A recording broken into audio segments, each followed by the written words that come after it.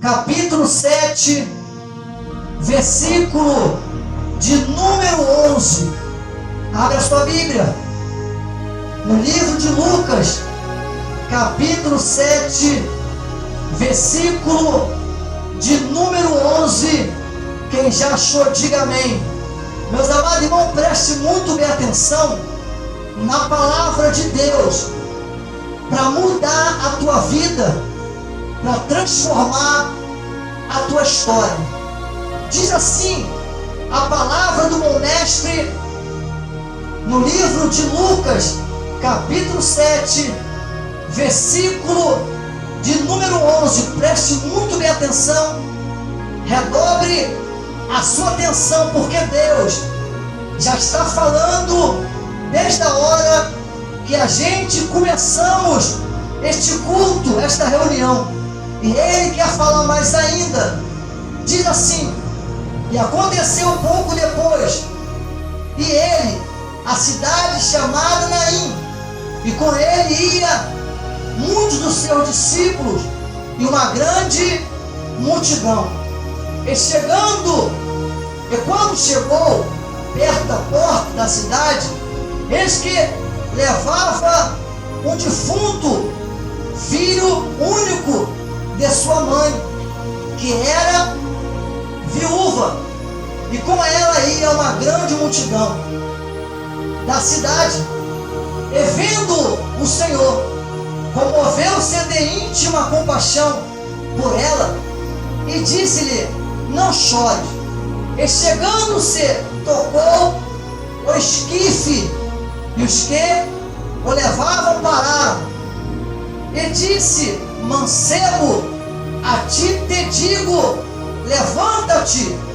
E o defunto assentou-se e começou a falar, e entregou a sua mãe, e todo se apoderou o temor, e glorificavam a Deus, dizendo: um grande profeta se levantou entre nós, e Deus visitou o seu povo, e correu dele esta fama por toda a Judeia e por toda a terra circunvizinha. Diga aleluia.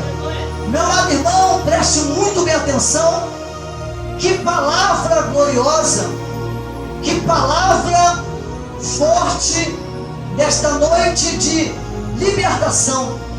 A Bíblia Sagrada, ela nos afirma, a Bíblia nos ensina que Jesus, Ele veio para curar o doente, Ele veio para dar vida àquelas pessoas que não têm vida. Jesus, Ele veio para trazer paz para o coração daquelas pessoas que não têm paz. Jesus, Ele veio para trazer esperança para aquele que não tinha esperança nenhuma. Diga aleluia. Jesus, agora, Ele vai até a cidade, aleluia, de Jericó. E aí, quando Ele passa, é necessário Ele passar pela cidade chamada Naim. E nessa cidade existia uma família, existia uma casa que estava com o seu coração enlutado. As pessoas daquela casa, daquela família, estavam tristes, porque aquela mulher, outrora, ela tinha o seu marido, ela tinha o seu esposo que ela tanto amava.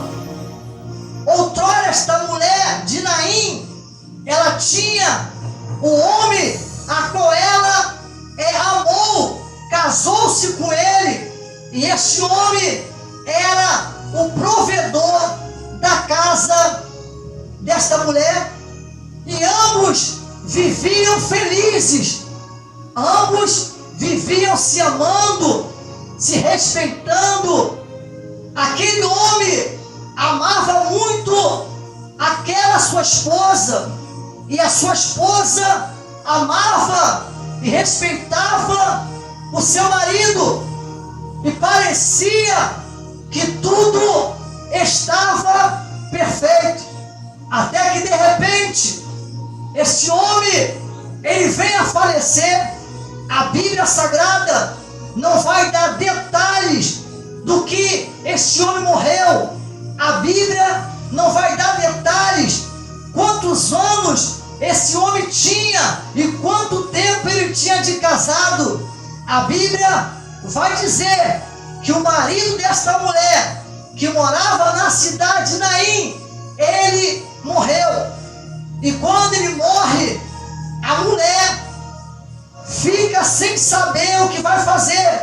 Só que desse relacionamento, deste amor puro, deste amor verdadeiro de ambos, de um para com o outro, nasce o fruto do seu amor, que era o seu filho. E aquele filho cresce, e aquele filho está ali junto com seus pais feliz, cresce com saúde, cresce amando a sua mãe, amando seu pai. A família está completa, mas passa um tempo, o menino já está grande e o pai vem a falecer. Eu tenho falado nas minhas pregações para trazer para a sua memória que a época que a gente vive não era como a época lá no tempo de Jesus. É uma época totalmente diferente. Naquele tempo, só quem trabalhava era o homem. O homem era que provia o alimento para sua casa. Era o homem que trazia a comida para sustentar sua família. Esse homem, ele poderia trabalhar de lavrador, ele poderia ser um agricultor, ele poderia ser um fazendeiro. Esse homem, ele trabalhava enquanto a mulher não tinha direito de trabalhar. Ela ficava em casa, tomando conta dos animais da família. Ela ficava em casa, lavando a roupa. Ela ficava em casa, arrumando a sua casa. Ela tomava conta da criança, do pré-adolescente, do jovem. A mulher, ela ficava em casa para fazer os trabalhos domésticos, porque naquele tempo a ordem, a lei era que a mulher não trabalhasse. Então este homem, por algum motivo, ele veio a falecer, e o provedor da casa, que era ele, imagina como ficou a situação desta mulher, conhecida na Bíblia como a viúva de Naim. Eu tenho para mim, não está no texto, que a vida desta mulher era uma vida ótima quando seu marido estava vivo. Eu tenho para mim que a vida desta família era uma vida próspera. Eu tenho para mim que a vida daquela mulher era uma vida abençoada. Ela amava e ela era amada. Ela respeitava e ela era respeitada. O seu marido ia trabalhar, e quando terminava o turno do trabalho, ele voltava para junto da sua família. Diga aleluia. Ele voltava para junto da sua esposa e do seu filho. Mas agora a Bíblia está dizendo que esta mulher é conhecida na redondeza, na cidade de Naim, como uma mulher viúva, uma mulher que estava triste. A alegria, a felicidade durou por muitos anos, mas agora o dia mau chegou até esta viúva de Naim. Presta bem atenção, o provedor da casa, morrendo, também dizia a lei que se esse provedor tivesse filhos de idade com a idade boa para trabalhar. Então, esses meninos, esses rapazes, esses mancebos, eles que chegariam, eles que ficariam no lugar do seu pai, porque não era permitido que a mulher trabalhasse. Hoje já não é mais assim. Hoje há mulheres que trabalham, há mulheres que pegam o trem, o ônibus, pegam o Uber, há mulheres que trabalham no plantão da noite, há mulheres que trabalham em vários cargos espalhados pela sociedade. Hoje já é totalmente diferente, como no tempo daquela viúva. Hoje o marido trabalha, ele é o provedor da casa, mas ele não é o provedor sozinho. Existe a sua esposa que também trabalha, e ambos ajuntam o seu salário e tem uma vida boa, e tem uma vida de alegria, de fartura. Naquele tempo não era assim. Então essa mulher era conhecida como a viúva de Naim. Observa a história, observa o que eu estou dizendo para você entender como estava a mente, como estava a alma, como estava o coração daquela mulher. Já não tinha mais o seu marido, que um dia ela jurou que amasse ele até a morte. Naquele dia, aquela mulher, quando perdeu o marido, foi consolada por outras mulheres e ficou conhecida como uma mulher que não tinha mais o seu amor, o seu marido. E a Bíblia vai dizer que esse menino, o filho dela, já era grande, e aí o pai morrendo, ele ficava para tomar conta da sua mãe. Esse rapaz, era ele que ia trabalhar. O seu pai já não existia mais. O provedor maior, o chefe da casa, não existia mais. Então ele puxou para ele a responsabilidade de tomar conta da sua mãe.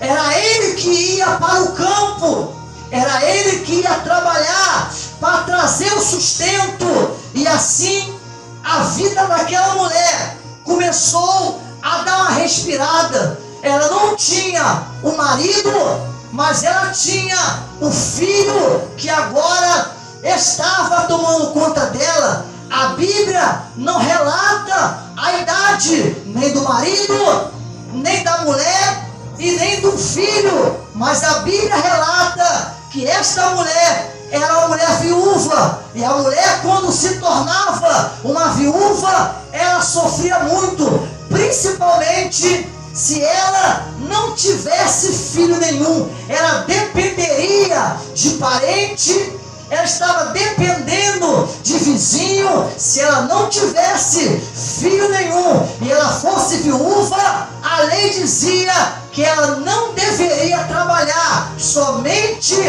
ficar em casa fazendo os trabalhos de casa. Mas o coração desta mulher está feliz, porque ela não tem a figura do esposo, mas ela tem a presença do filho amado. Ela tem a presença do fruto do seu amor com seu marido. Diga aleluia. Só que passa o tempo, passa os anos, e a Bíblia também não diz do que este menino ele veio a morrer. A Bíblia vai dizer que este rapaz que trazia o sustento para sua mãe, ele fica doente, a doença se agrava e agora ele está morto.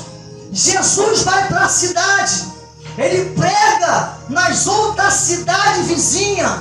Jesus, ele liberta o cativo. Jesus, ele prega sobre a salvação. Eu quero que você redobre a sua atenção para entender o que Deus está dizendo, vai dizer para você nesta noite. Jesus, ele está com o discípulo pregando em outra cidade, em outra aldeia. Ele está cercado de uma grande multidão, mas quando acaba o sermão, quando acaba a pregação, quando acaba a ministração, Jesus redimenta o seu discípulo e fala: olha, vamos para outra cidade, mas para chegar na outra cidade é preciso a gente passar pela cidade de Naim. Presta bem atenção. Deus, ele sabe o que está fazendo. Deus, ele sabe o que você passa. Deus, ele sabe o que eu e você temos enfrentado.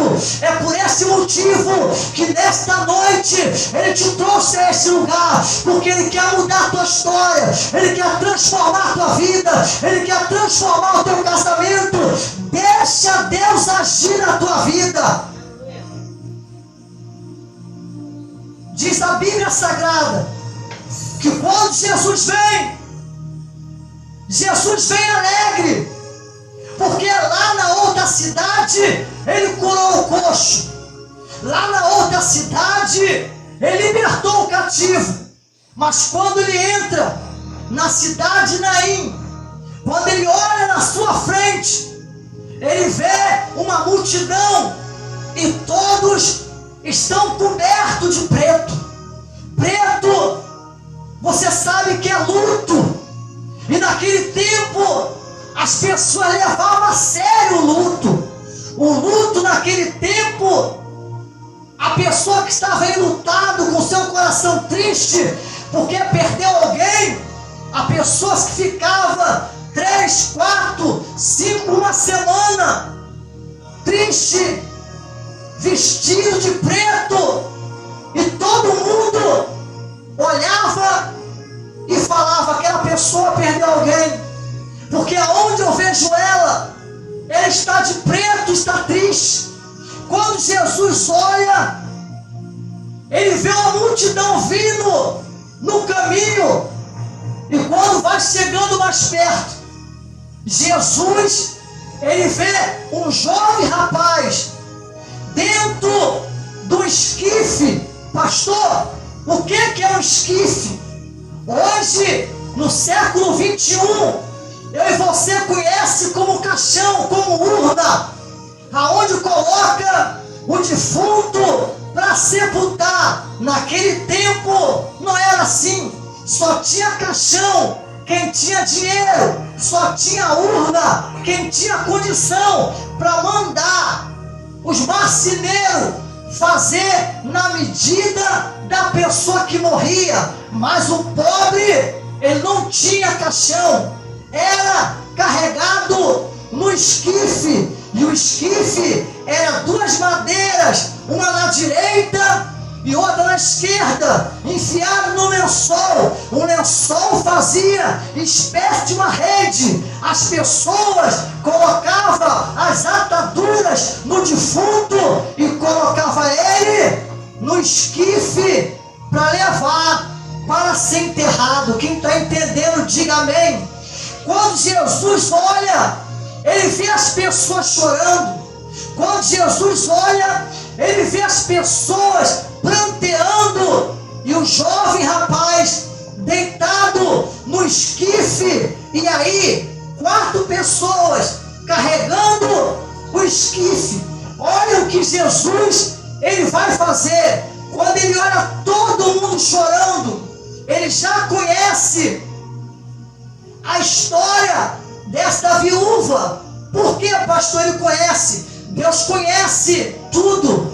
A Bíblia vai dizer para mim e para você que ele é onisciente, ele sabe de tudo, ele é onipotente, ele pode fazer qualquer coisa, e ele é onipresente.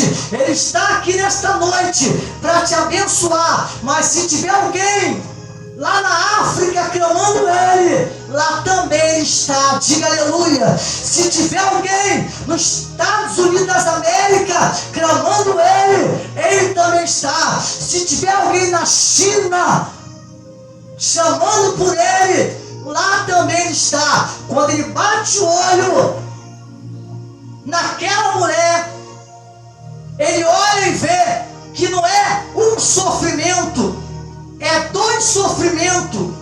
A mulher já estava passando por uma situação crítica. E aí Jesus olha e vê que ela enterrou o provedor, o seu marido. Agora ela está enterrando a sua esperança, que era o seu filho, que estava lhe ajudando e colocando a comida em cima da mesa. Quando Jesus vê isso, ele deixa a multidão parar no canto, ele deixa o discípulo num canto e ele vai até a mulher viúva. Parece que eu vejo, ele toca na mulher, ele olha dentro do olho da mulher, ele sabe o que se passa com a mulher, ele sabe a angústia, o sofrimento que ela enfrenta, mas mesmo assim, ele vai dizer para ela: mulher, não chores. Presta bem atenção.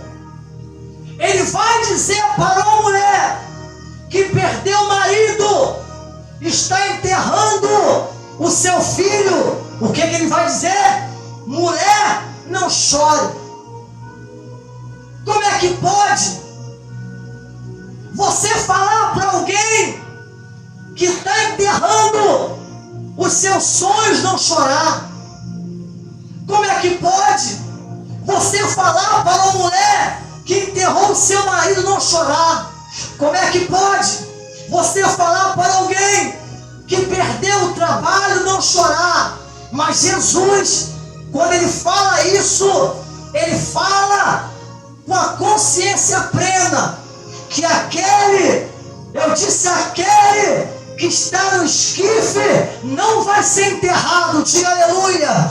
Porque aonde Jesus está, alguma coisa tem que acontecer.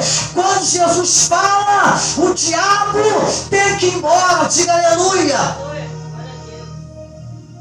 Preste muito bem atenção.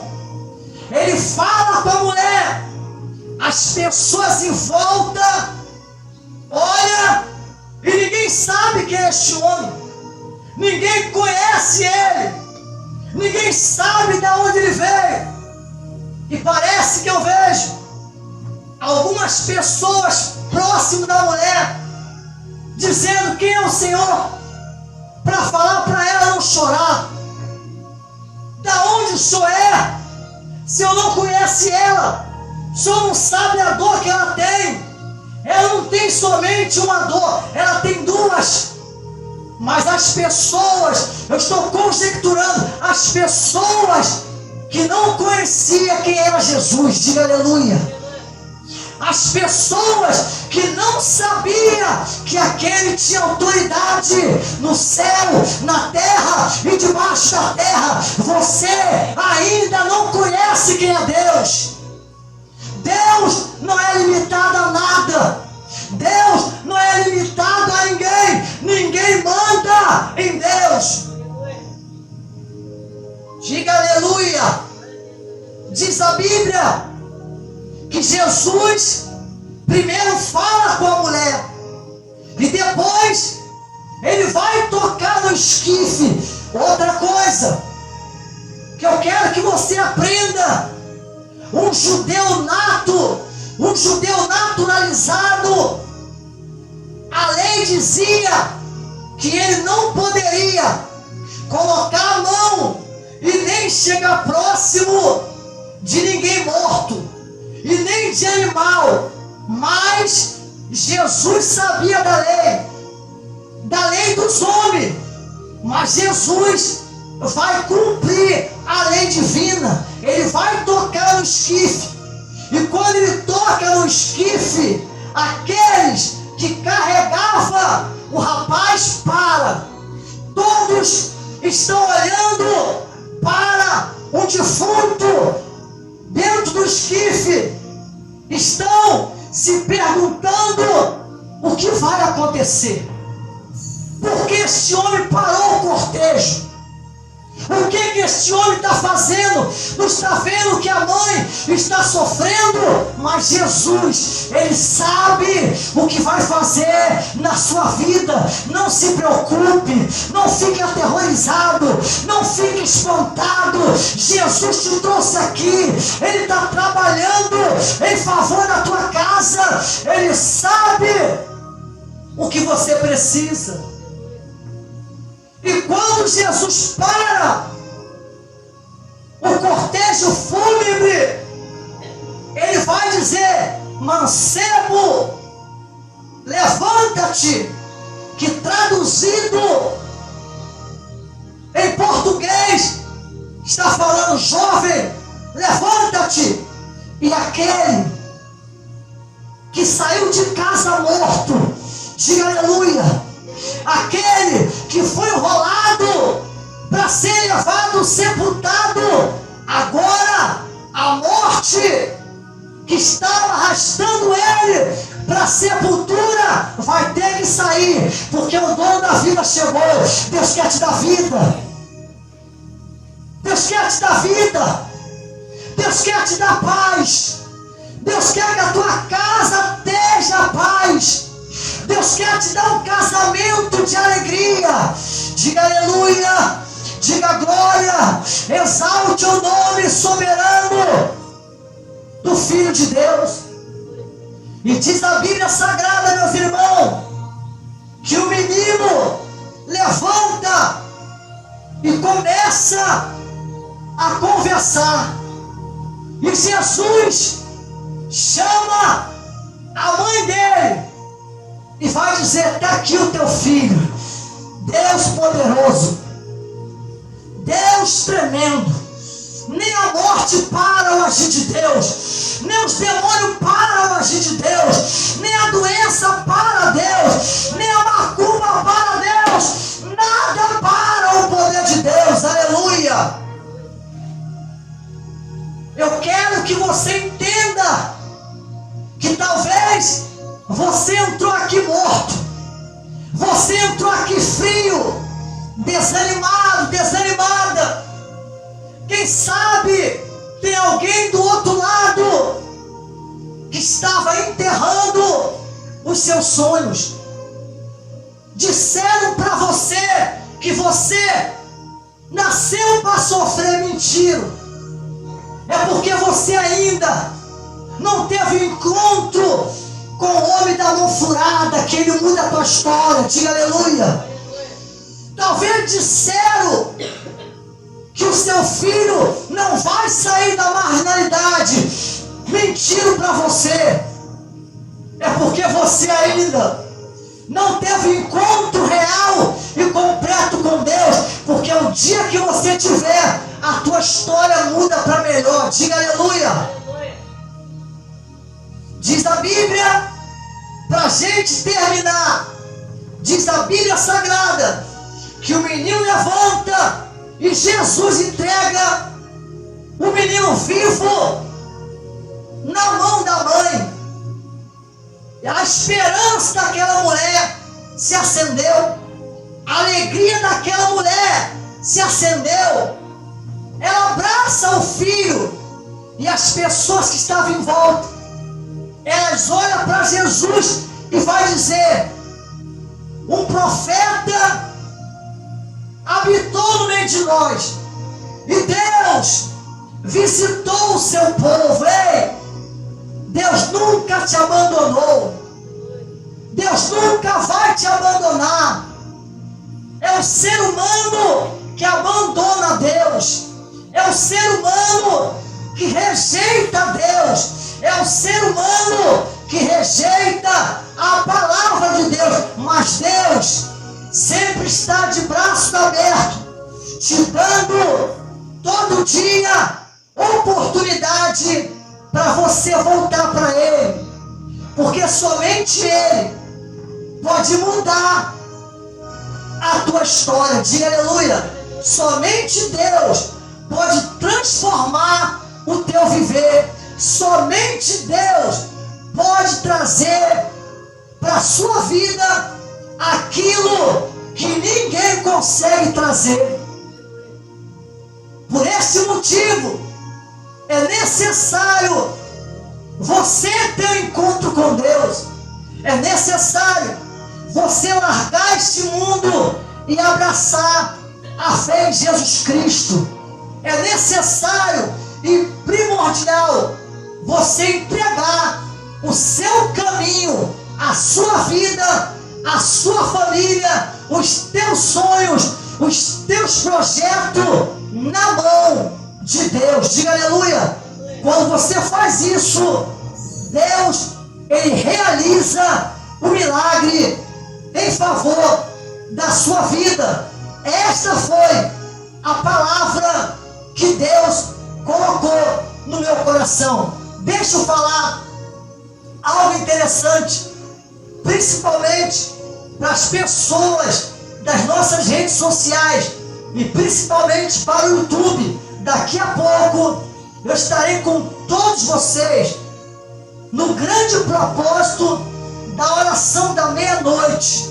Tem sido bênção. Começamos dia 22. Dia 22 agora que passou, começamos. Ontem foi o segundo dia. Hoje é o terceiro dia da oração da meia-noite. Será 21 dias de oração da meia-noite para abençoar a sua vida, a sua família e também toda a sua casa. Nunca se esqueça, não existe impossível para Deus. Tudo é possível para aquele que crê no soberano de Israel. Então, preste bem atenção, né? Preste bem atenção que daqui a pouquinho estaremos começando a oração da meia-noite. Fiquem todos na paz do Senhor Jesus Cristo.